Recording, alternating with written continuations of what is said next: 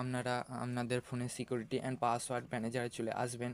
তারপরে আপনারা দেখতে পাবেন যে নিচে প্রোটেকশন বলে আপনার লেখা রয়েছে lock device screen if A theft is detected.